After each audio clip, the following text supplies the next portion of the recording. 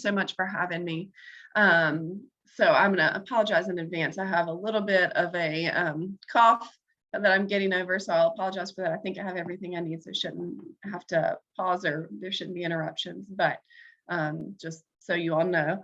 And the other thing that I wanted to mention too is please feel free to send over questions in the chat, or even if there's a pause in some of the stuff that I'm sharing, feel free to just ask questions. I welcome those always.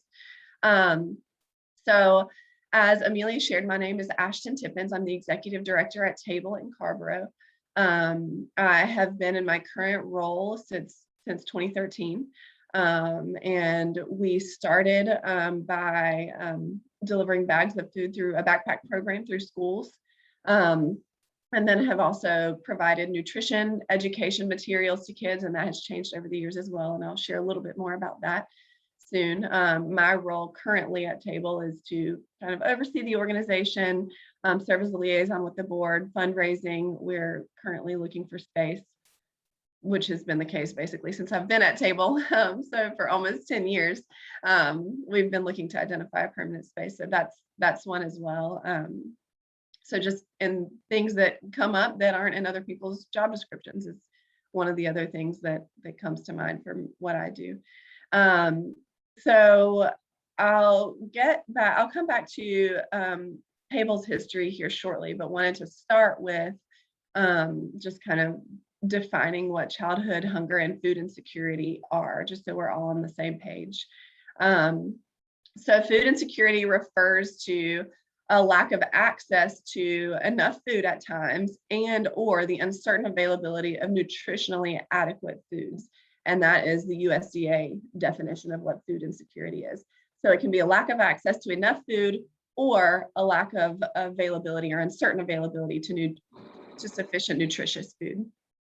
And this of course is particularly devastating among children who are growing and developing. Their brains and bodies are growing and developing, and so that is particularly challenging for them. So in Table is in Orange County, North Carolina, and our services are based in Orange County. So one of the things that we see among our families is what food insecurity looks like for families that we serve. And a lot of times that looks like skipping meals when there's not enough food or money to buy food, having to choose between eating and paying bills, eating smaller portions to make food last longer, eating foods that are not quite as nutrient dense because those nutritious foods are more expensive and less filling, obesity due to eating higher calorie, low nutrient foods. For kids, it can be an inability to concentrate in school due to a growling belly. And then one of the experiences that we've had with our families is what's a little bittersweet is childhood hunger in Orange County is the child that runs to the door when Table volunteers deliver their bag of food and exclaim, "We get to eat today." So it's bittersweet to hear that and certainly experience it as well, because we know that we're making an impact for that child, but it's hard to imagine a child that doesn't have enough food, and certainly nutrient dense food as well. So I wanted to talk a little bit more about the problem. The problem's not just in Orange County or North Carolina, of course, it's nationwide. So with 1 in 4 to 5 children experiencing food insecurity, that number fluctuates just a little bit, but it's between 20 and 25% of children that experience food insecurity in the US. And right now in North Carolina, it is 1 in 4 children. So that's nearly 420,000 children across the state. North Carolina ranks 10th in hunger in the nation, which is pretty crazy. So we're pretty up there on that list. And then we've also seen that since 2020, since the pandemic, of course, it's had a serious impact on hunger.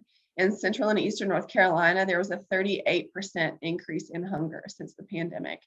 So those numbers are high and have increased through the pandemic as well.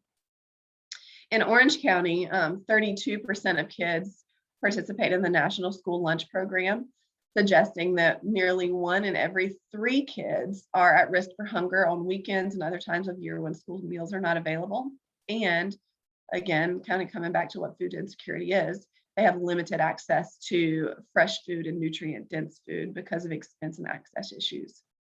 So, but it's one of the things that it can often be overlooked, though, is that just because a child doesn't have enough food, it doesn't just stop there. It affects, of course, every other area of their life. They're at risk for low academic performance, inappropriate behavior, low self-esteem, other health problems. And then kids are not able to resolve their food insecurity challenges because they're not able to get a job or go to the grocery store or influence whether their parents take advantage of local social services. So I wanted to talk a little bit more about some of those health and developmental effects, but want to pause really quick and just see if there are any questions thus far.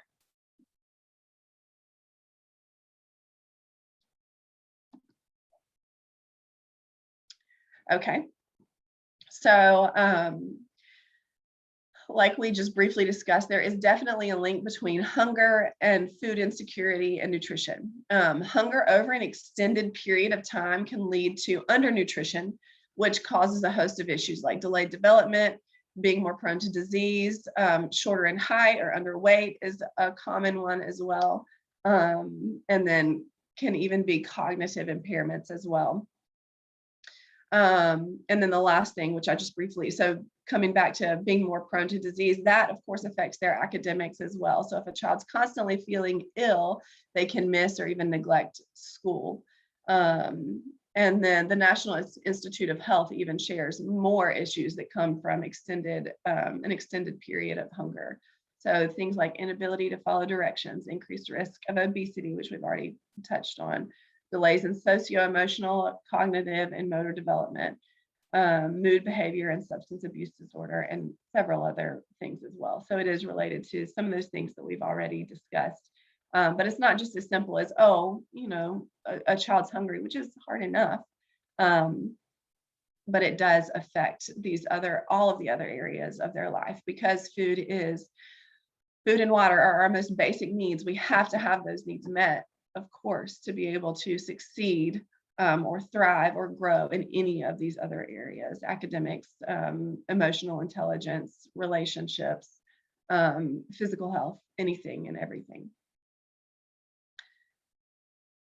So I wanted to share a little bit more about Table and our history and kind of some of the work that we are doing. So Table started in 2008. One of our things that we share is our founder. Basically, Table all started with a cookie. We had our founder lived right off of Franklin Street near UNC Chapel Hill. And so she had students that would pass by her house regularly to go to class. And so she would leave out treats and cookies and with a note that said something like, "Take one and have a nice day."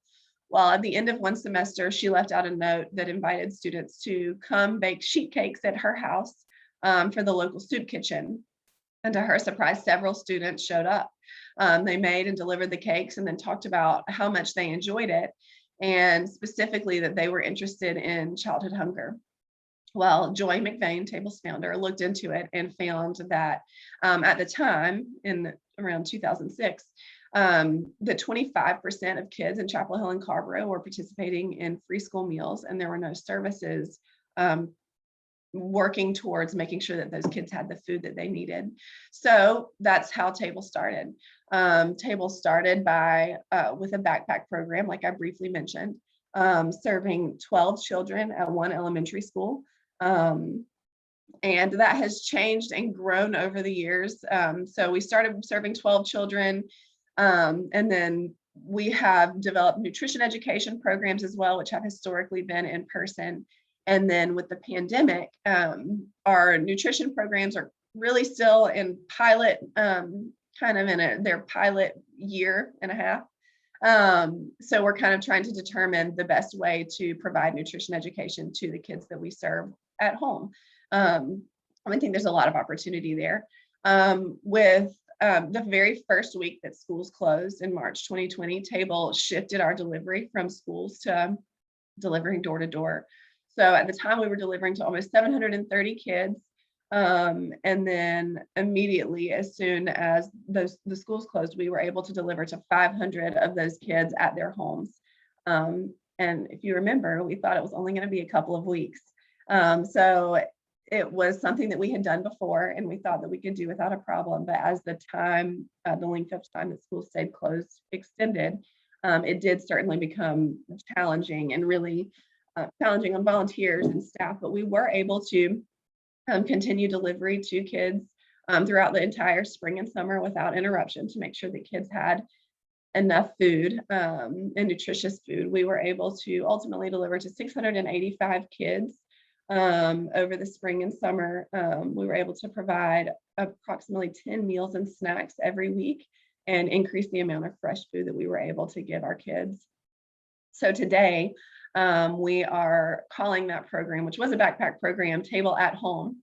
And we're still delivering door to door to about 730 kids again. And that ends up being about 430 households. It requires 42 volunteers a week just to deliver.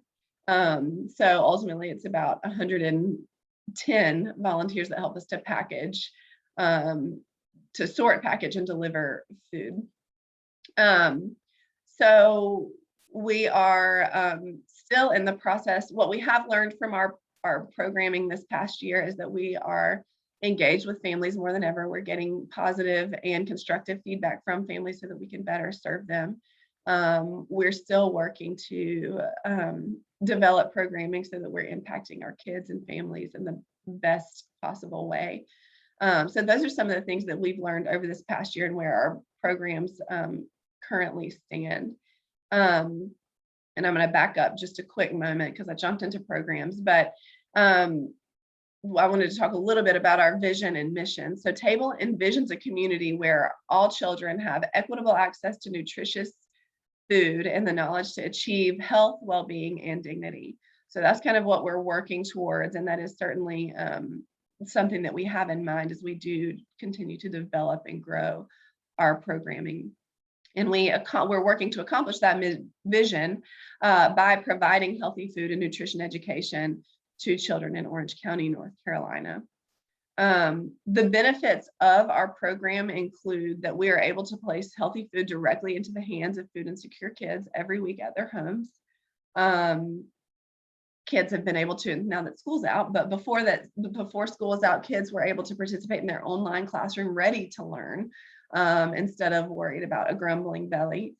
Kids suffer from fewer health-related issues like we've discussed.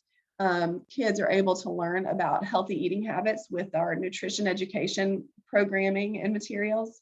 And then we also introduce kids to new, fresh, and healthy foods, thereby helping children to develop a desire for nutritious foods and eliminating the financial risk of introducing a new food for a struggling family. That's one that is easy to overlook.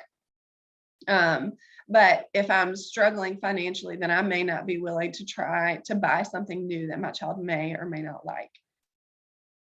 And I'm going to pause a quick moment and see if anybody has questions again.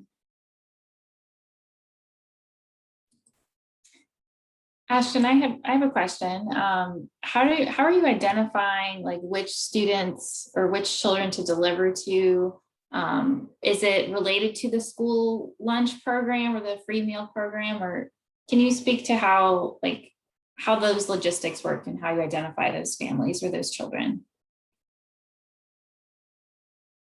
Oh, sorry.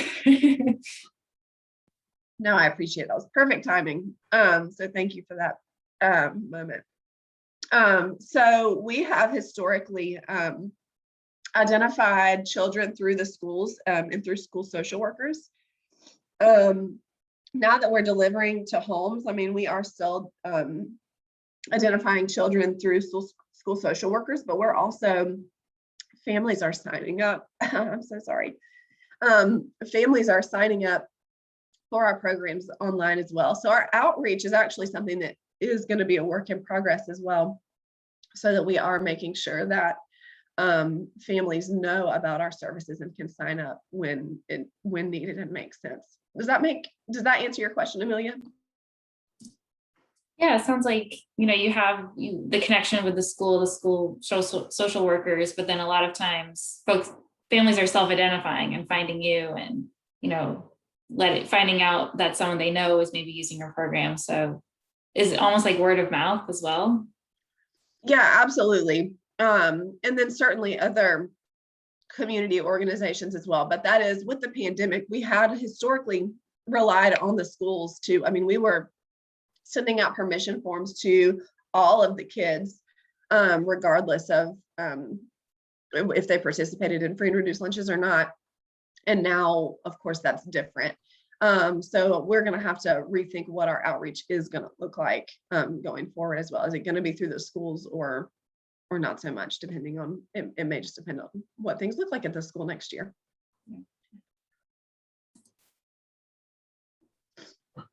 Okay. Any other questions so far? I don't see any others in chat, but folks, feel free to add anything as you're thinking of it. Yes, please.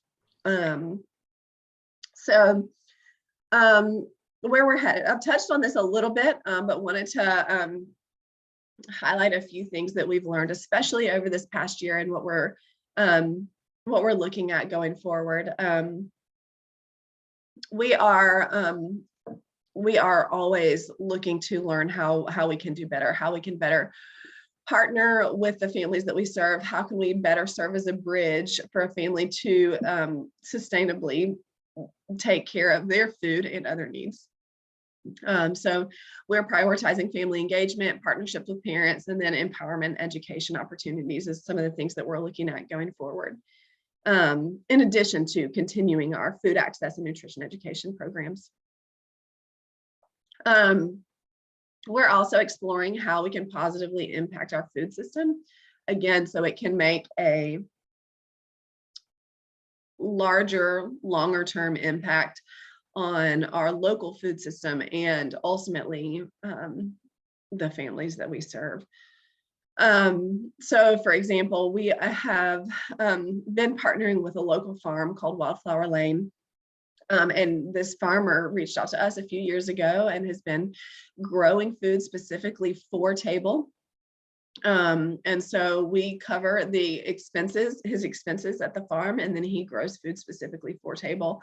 And so we're taking that model and tweaking it a little bit, because this particular farmer is not in need of and doesn't want to profit from the partnership, but we're planning to tweaking that partnership so that it is something that is beneficial for farmers. So we're wanting to both provide our kids with the best quality food that we can give them. So from Wildflower Lane, we get local organic produce. That's the best quality food that is accessible to most people.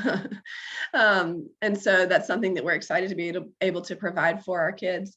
And so we're wanting to provide the best quality food to give to our kids, make sure that we're supporting local farmers. And then also our experience with Wildflower Lane is it has utilized our dollars better as well. So this year, our goal is to source 25% of our fresh food from farmers of color, again, to provide that stable revenue stream and make sure that we are getting that best quality food to our kids. So that's one of the things that we're exploring, and believe that what we've seen over this past year or so is that we can make a difference there, just with how we order food and from whom we order food from. And then another thing we're exploring is what other educational and employment opportunities can we make available to the families that we serve?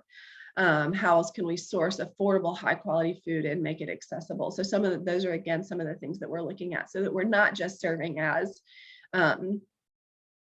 providing food access and nutrition education, but really trying to meet families where they're at so that they can sustain their own families.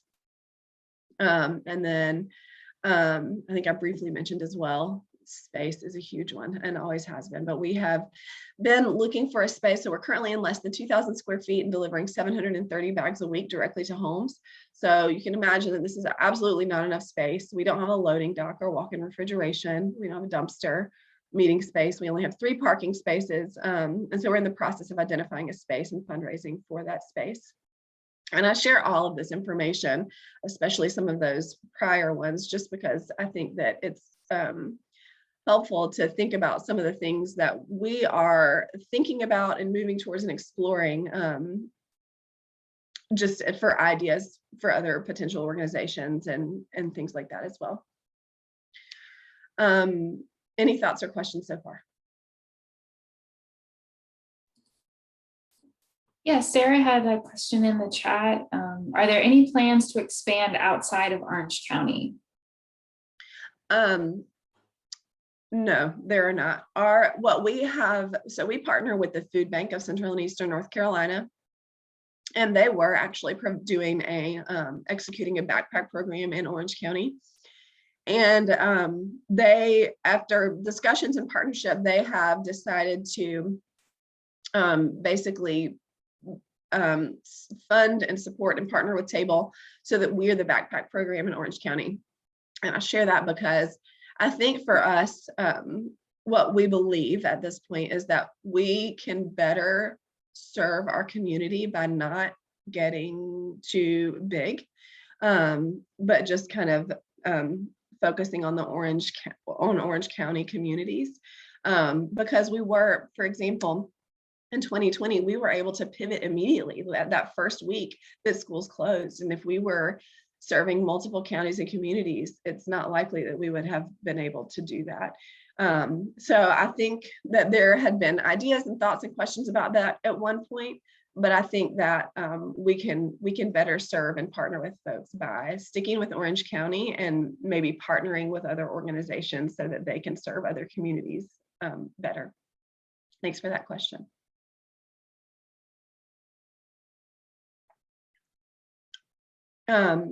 So I wanted to share just ways that you can get involved, whether it's at Table or other communities in your organization or in your other organizations in your community.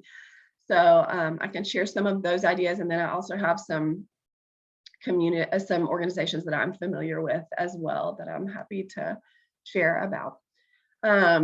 So some of the ways that you can get involved that are a good fit for Table and maybe a good fit across the board is giving money or food. You can get really creative in how to do that. You can host a dinner or a birthday fundraiser or food raiser. You can collect food in your neighborhood. One of the times, which is kind of unique, that a local neighborhood or a couple of neighborhoods have come up with, and it's worked really well, is trick or feed. So of course it's at Halloween, and there are a couple of neighborhoods, their kids go around and pick up food, and of course they provide a flyer in advance, but they collect, I mean, hundreds of pounds of food at Halloween, and it's something that their neighborhood has gotten used to. So something just unique and different like that has been a good fit.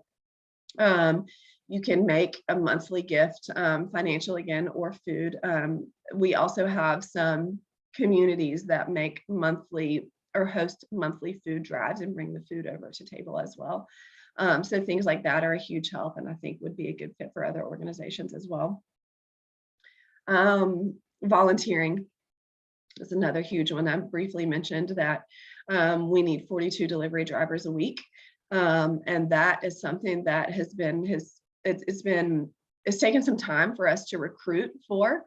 And so those are spots that we need filled and are looking to fill constantly, honestly. So delivery drivers would be a huge help for us, and I'm sure there's some similar thing in other organizations as well. A volunteer with particular skills is always a huge support as well. So for example, I mean, serving on boards, developing nutrition education materials, that's a huge one for us right now. Community development support so that we are effectively partnering with the families that we serve. And so many other things. I mean, it can be one of the other things that's kind of simple, but it comes to mind is Excel. I mean, Excel is such a major tool, and it's not something that I have staff members that are a great fit on, and I have a board member that's been helping me with it, but I mean, it just will make our work so much more effective and efficient. So if you have particular skills in things that I mentioned or other things, you may be able to support your local hunger relief organization, because there's just so many things that would make our work a little bit more efficient or help us to measure impact or evaluate what we're doing in different ways. And also, one of the things that I wanted to mention too is if this is something that you want to get involved in, support work that is being done by reaching out to the organization in your community, ask questions to learn. And also, I mean, one of the things that I have found so helpful over the years is when somebody comes to me with some sort of different perspective or insight, it's something that that I know that I need, because it helps me to learn. We need kind and thoughtful perspectives that may press the organization to adapt our trajectory, and then of course a willing volunteer to make that impact. So I think my encouragement there is to take your skills and offer them, and certainly feel like you can influence and advocate too, because we don't know what we don't know. I think that would be something that would be very useful as well. One of the things that I wanted to mention as well, as I think about your role in the libraries, is like we briefly talked about, having enough food and nutrition and learning and reading is, I mean, they're very, very connected. And so I think that there's just definitely opportunity for hunger relief organizations and libraries to be connected. And that may be something that you all are doing. I'd actually love to hear some of what you all are doing to connect with some of the hunger relief organizations, if there is anybody that has thoughts. I'll come back to that question in just a minute. But I just think that whether it's making sure that we, for when folks pick up food, maybe it's that they get a book. That's one of the things that we've been able to do in some of the welcome bags that we've sent out when a family signs up. And I'm sure there's so many other things too. I just think that there's a huge opportunity for creative brainstorming and thought for libraries and hunger relief organizations, because they are so interconnected. And food is the basis of being able to learn, read, and grow. So I'll come back to that question in just a minute. And then, sorry, I just wanted to make sure I didn't miss anything. I wanted to share about a few organizations across the state that I'm familiar with. So the Interfaith Food Shuttle is in 7 counties in central North Carolina. So that would be a good one to look into as well. They do a lot of really cool things in North Carolina. So that one's a really unique organization. I briefly mentioned the Food Bank of Central and Eastern North Carolina. There's a Second Harvest Food Bank. There's one in the Northwest, the Southeast, and Metrolina. So those are all, those are 3 different food banks there. Food Bank of Albemarle, Manna Food Bank of Western North Carolina. Cora is a food pantry in Chatham County. Backpack Beginnings is in Greensboro. There's also Urban Ministries in Durham. And those are, I think, the main ones that come to mind. There is oh goodness, I wish I'd written this one down. There is a restaurant in Raleigh. Someone may be able to tell me the name of it. And you can go and pay whatever works for you. Does anybody know the name of that? It's in downtown Raleigh, I believe. A place at the table. Yes, there. I should have remembered that. Okay, thank you. Yeah, so that would be another one. And I've met the executive director, or who was the executive director there, and she's really, really great. So yeah, a place at the table in Raleigh is another good one as well. Are there any other organizations that folks are familiar with that they want to share with the group?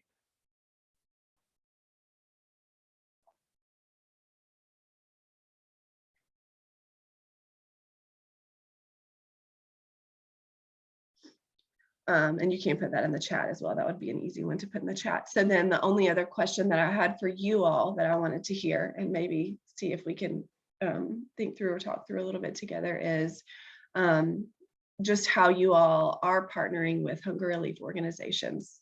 Is that something that you all are doing, and what that might look like?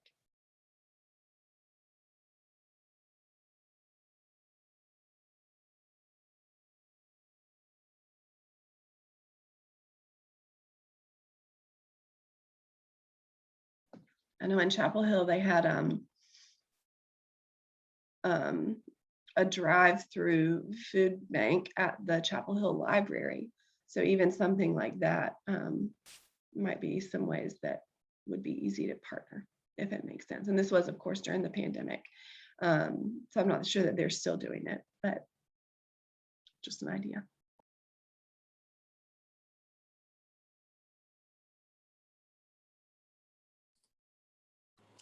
I know at NC State there's some great like student organizations, and there's food pantry for students or for anyone in the community. And I know there's been volunteer opportunities like for the libraries to work in the food bank or to contribute in that way. So even just volunteering with the existing groups in your community could be a way to bond with coworkers and actually contribute as well.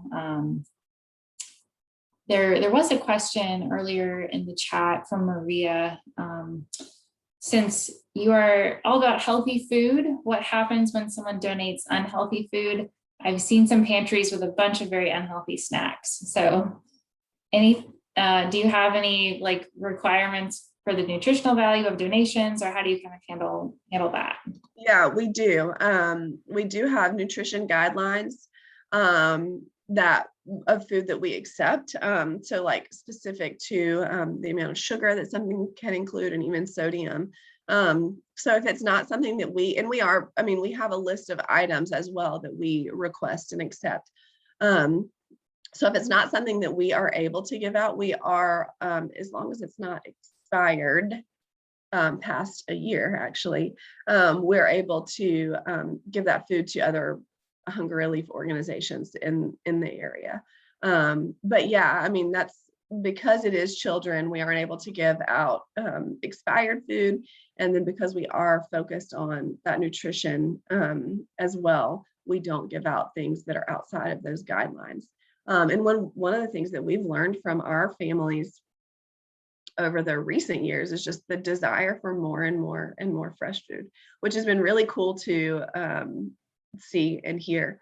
So that's one of the things that we have been moving towards as well. So we were giving 9 to 11 non-perishable items and then about 5 fresh food items. And now we're more like 6 to 7 non-perishable items and about 10 fresh food items that we're giving out on a weekly basis. So yeah, I totally agree. I think that there are lots of items that are not nutritious and certainly not nutrient dense, especially those packaged items can be tough, but of course easy to give out because they last so long. Let me see if there was anything else I wanted to mention. I think I just wanted to leave you with one more story and then see if there are some other questions. A few years ago, I was delivering in a snowstorm. I think it's actually been longer than I might want to admit. Yeah, it's been several years at this point. And I was delivering with an intern. So we had, as you all may even remember, it was the unexpected snowstorm that was a huge one. And so we were trying to get food out as quickly as we could, knowing that kids were going to be out for likely the rest of the week. And so myself and an intern were delivering door to door. We had a few locations that we were already delivering door to door, but most was going through the schools. And so we walk up to one door, knock on the door, and drop off the bags of food. And a little girl turned to her sister and said, "See, I told you they would come." And so again, just the impact that we're able to make on the kids that we serve. So it's not just about meeting the food needs, but the joy and the even how it makes the kids and the families feel supported and cared for. But then that's one of the other things that we love to highlight is just the joy of food, because it is a joyful experience to have when something tastes so yummy, and our kids should have that experience too.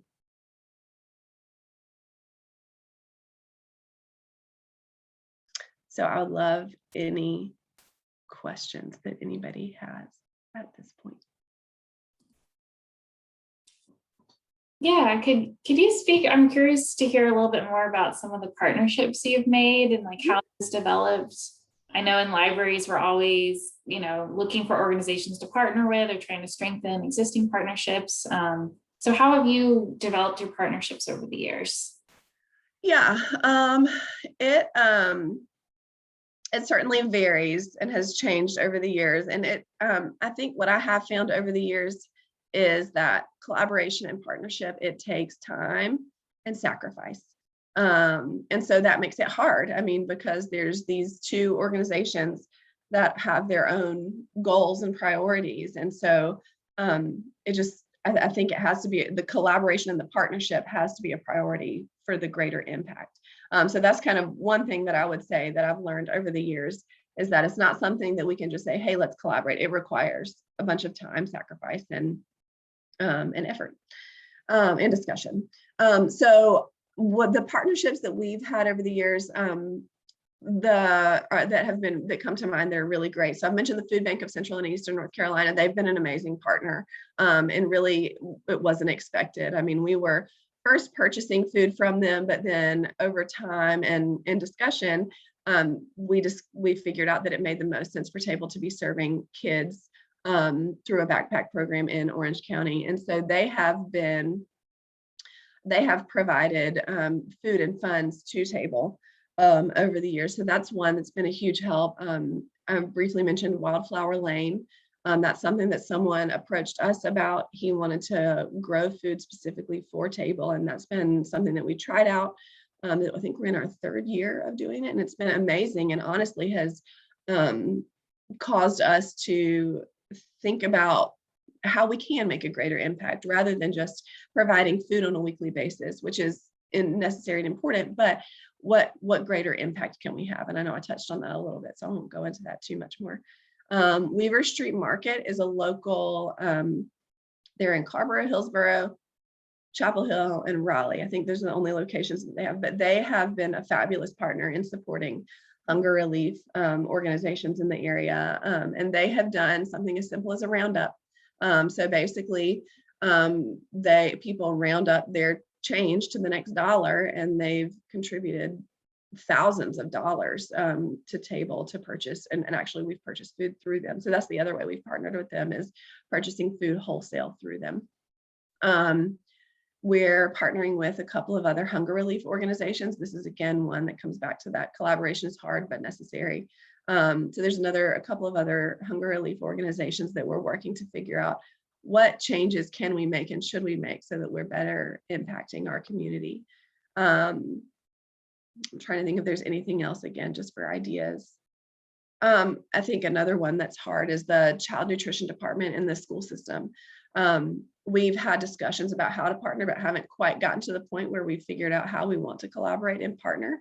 But I think there's just a lot of opportunity there. And again, I know I briefly mentioned with libraries, I do think that there's a huge opportunity, whether it's, I know Food for Students is what it's called in Chapel Hill, but it's the summer meals program through the federal government. There's federal funding for summer meals, and they've partnered with libraries and other organizations as well. So that, so for example, that they're actually providing food at different sites, so meals.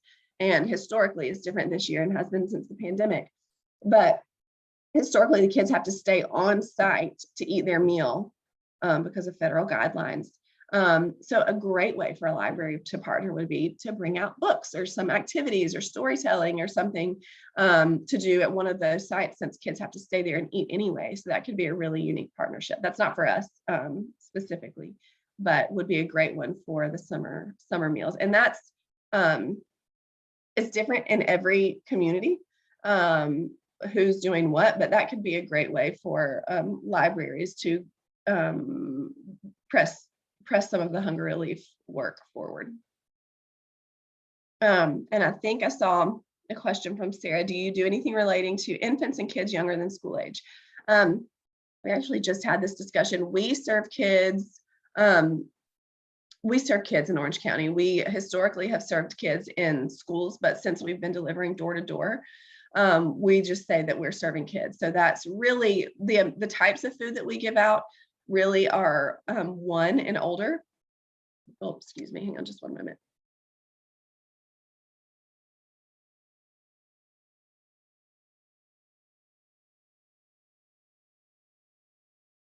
Sorry about that. And I may have to do it again in a moment, but we are providing produce as well. So that could be as useful for kids as young as about 6 months as well, but it's intended for kids 1 and older.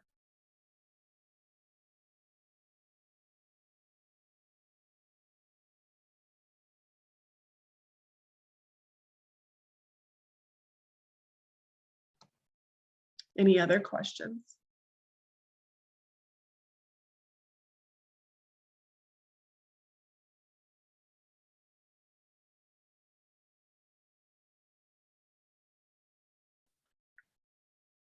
Thank you, Maria. Definitely. Thank you also for the feel better soon.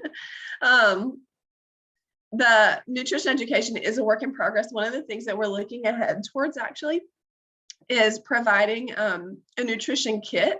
So something more than just a worksheet, but that includes, it's more interactive, includes parents and kids, maybe a kitchen tool, an interactive kitchen activity. So that's still a work in progress, but we're hoping to launch that this fall, and excited to learn about the impact that can make. So we're really excited about the possibilities there.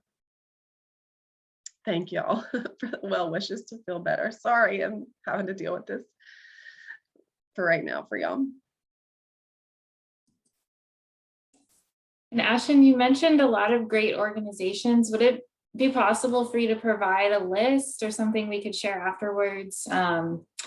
Or if there's, a website online where there's like a big list and people could search in their county to see what organizations are out there. Do you know of any resources like that, or would you have a list to share? I do have a list to share. And I know for us, like we have local food resources on our website. So I'm happy to share a list, and then we can go from there for sure. Okay, great. Yeah, I can share that with everyone who signed up.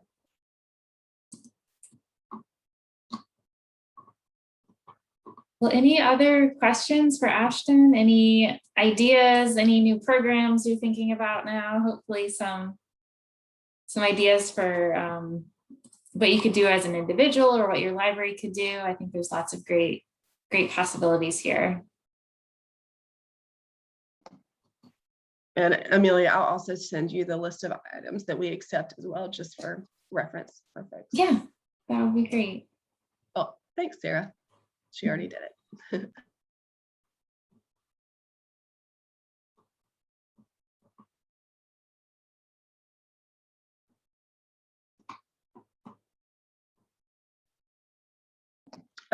We do partner with WIC. We're in communication with them.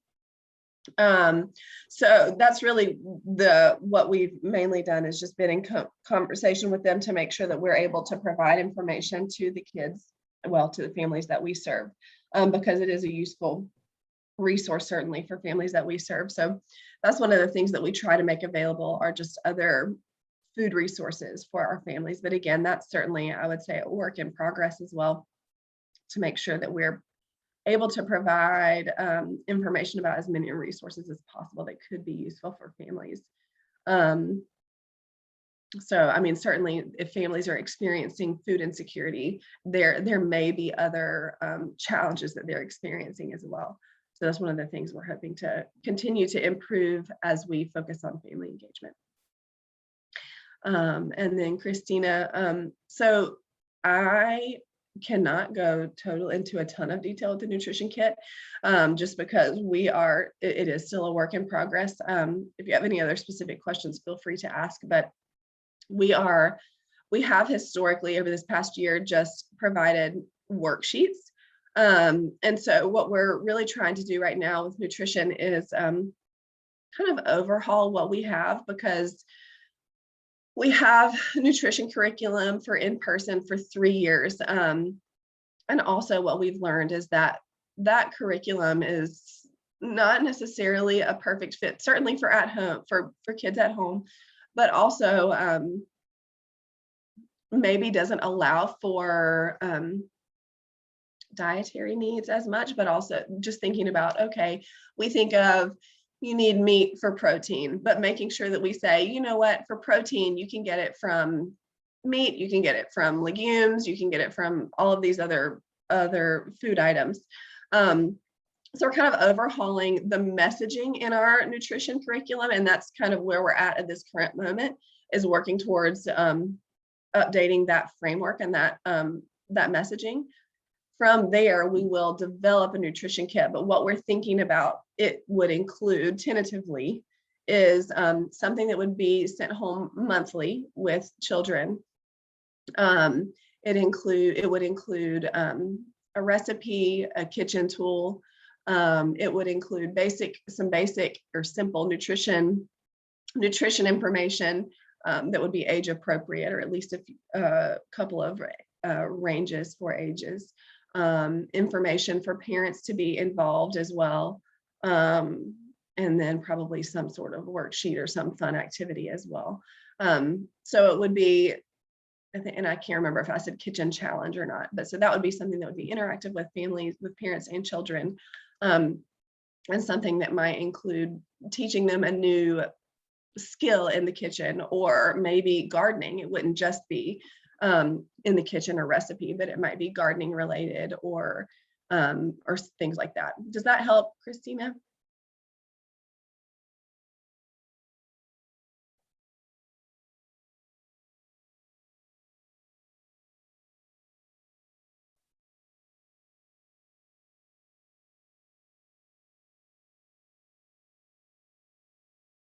Yeah, that would pair really well. A seed library would be really, really cool to, I mean, even thinking about sending home a seed once a month or something, what that's good for or how to grow it. That would actually be really fun. Yeah, that's a great idea.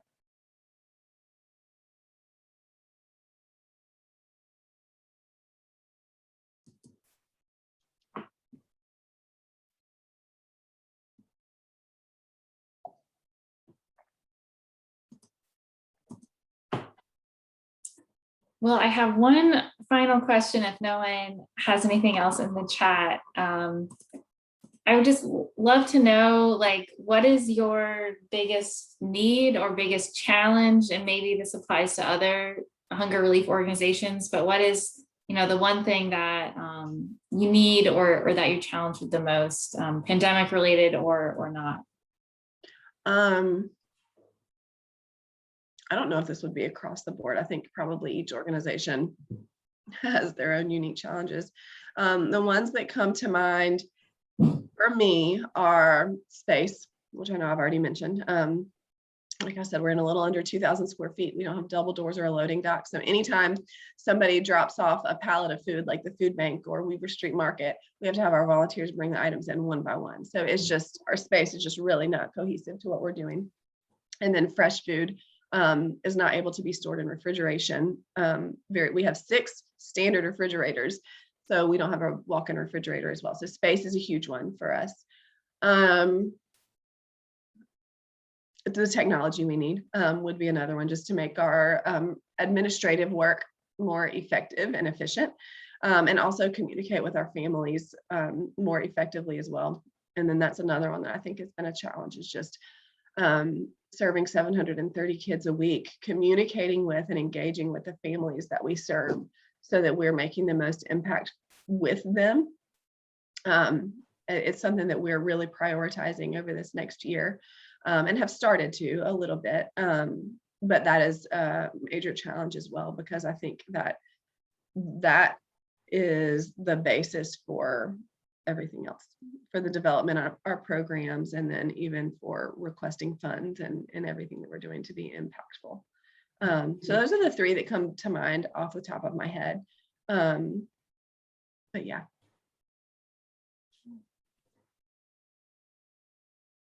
Well, thank you so much, Ashton. I really appreciate your time, your expertise in this area, and I look forward to reading more about your organization and finding some local to my area, and hopefully you all can find some to partner with it as well. But yeah, thank you so much. And thank you all for attending this talk. I'll be sending out a follow-up email with the recording, and then I'll get that list of resources from Ashton to share out as well. But thank you all so much for attending and being here with us. Thank y'all for having me. I really appreciate it.